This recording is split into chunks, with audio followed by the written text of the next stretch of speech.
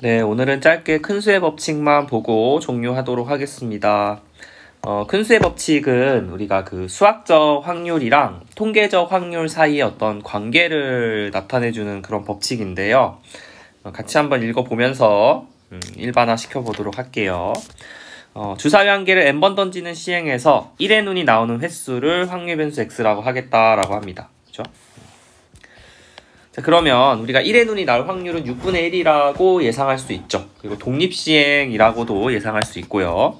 그래서 이항분포를 따르게 되고 x는 바이노미얼 디스트리뷰션 n, 6분의 1을 따른다. 이때 주사위를 6번 던진다고 해서 1의 눈이 반드시 한 번 나오는 거는 아니겠죠. 그죠?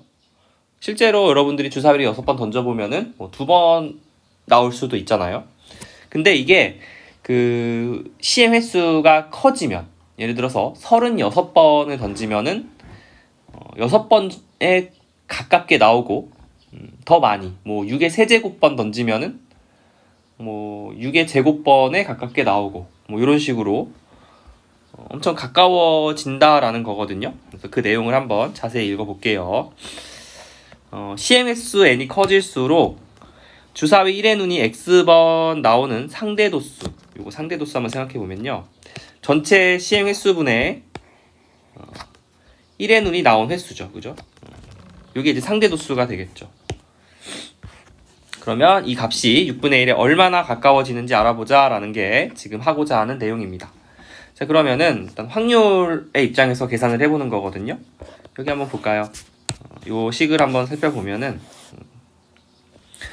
n분의 x는 그 n번의 시행에서 1의 눈이 얼마나 나왔는가에 대한 내용이고요. 여기 6분의 1은 1의 눈이 나올 그 수학적 확률이죠. 그죠? 그 두 값의 차이를 지금 나타내고 있잖아요.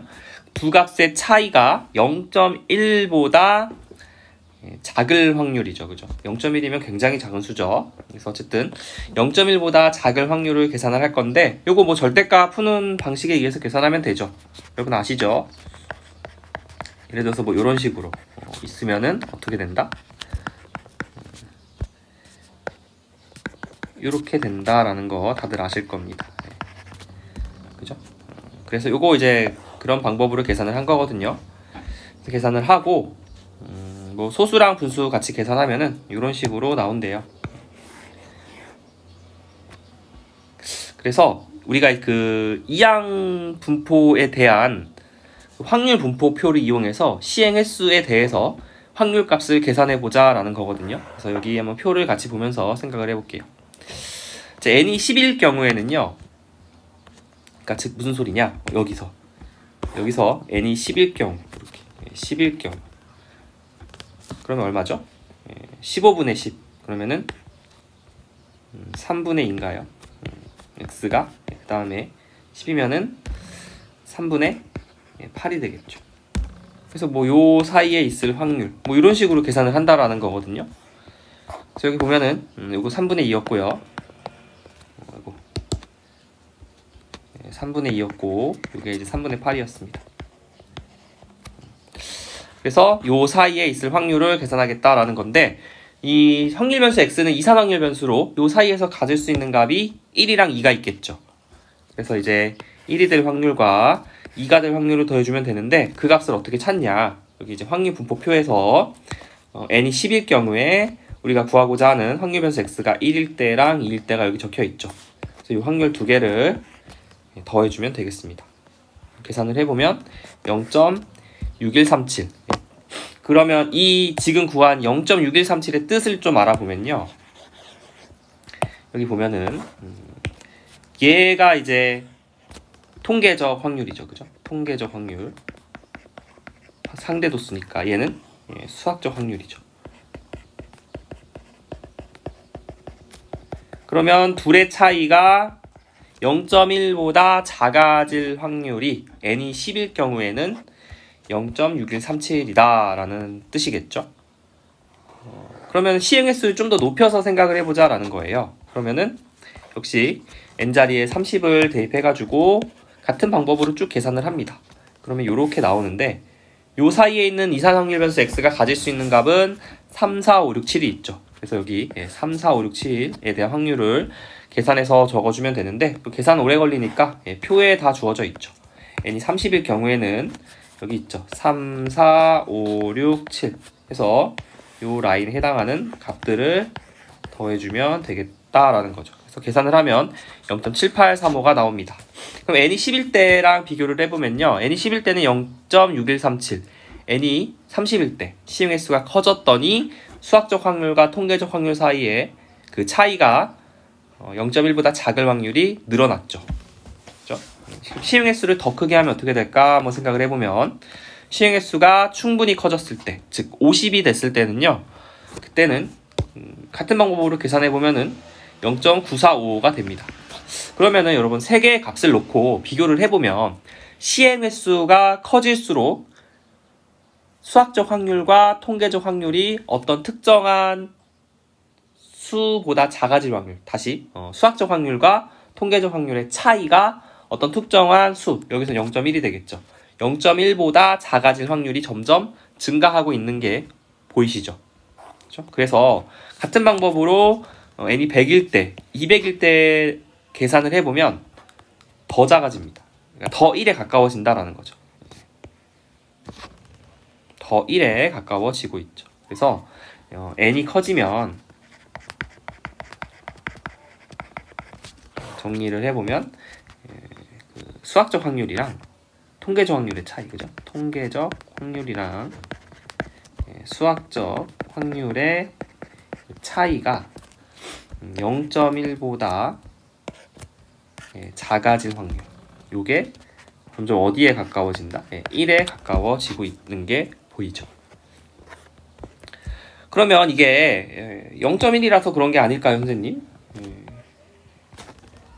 뭐 이게 좀 다른 수면은 달라지지 않을까요? 그래서 0.1 대신에 더 작은 수를 대입해도 결과는 성립합니다. 실제로 뭐 그 가정을 보여주기는 좀 그렇고요. 어쨌든 값이 작아져도 결과는 성립한다라는 거죠. 그래서 아무리 작은 양수 h를 가져와도요. 여기 수학적 확률과 통계적 확률의 차이가 그 아무리 작은 양수 h보다 작아질 확률이 항상 1에 가까워짐이 알려져 있습니다.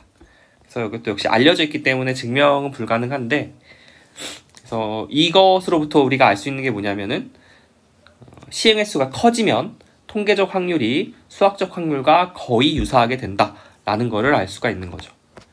그래서 마지막으로 정리되어 있죠. 다시 말하면 주사위를 던지는 시행에서 시행횟수를 한없이 크게 하면 상대도수, 이게 통계적 확률이죠. 얘는 수학적 확률 6분의 1에 가까워진다라는 거죠.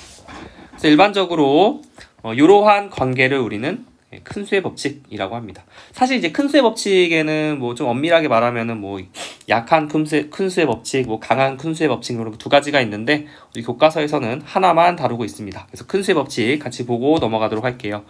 n번의 독립시행에서 사건 A가 일어나는 횟수를 x라고 하고요. 그러면은 n번의 시행 중에 x번이 일어나는 그 비율, 걔가 이제 상대도수죠. 그래서 상대도수 n분의 x는 사건 A가 일어날 확률, 수학적 확률 P와 가까워지는데 언제 가까워진다? n이 한없이 커질수록 가까워진다라는 게 바로 큰 수의 법칙에 대한 내용이었습니다. 그래서 요거는 사실은 그 증명 내용보다는 그 결과 자체에 굉장히 큰 의미가 있죠. 그래서 이제 마지막 줄 보면은 사회현상이나 자연현상에서 수학적 확률을 구하기 어려운 경우들이 많죠. 그죠? 예를 들어 뭐가 있을까요? 뭐 한 해에 뭐 교통사고가 몇 건이나 나는가. 그죠? 요거는 조금 어렵죠. 그죠? 만약에 한 해가 다 가지 않았을 때, 그죠? 그렇다면은 우리가 이제 그 전체 모집단 중에서 사고가 난 횟수를 계산을 할 텐데, 그냥 뭐 시행 횟수를 조금, 그러니까 모집단을 조금 늘리면은 우리가 생각하는 그 확률에 가까워진다라고 생각할 수 있죠. 그래서 통계적 확률로 구할 수 있다라는 게 여기 있는 내용이 되겠습니다. 그래서 오늘은 여기까지 하고요. 다음 시간에 다시 보도록 하겠습니다. 네, 수고했습니다.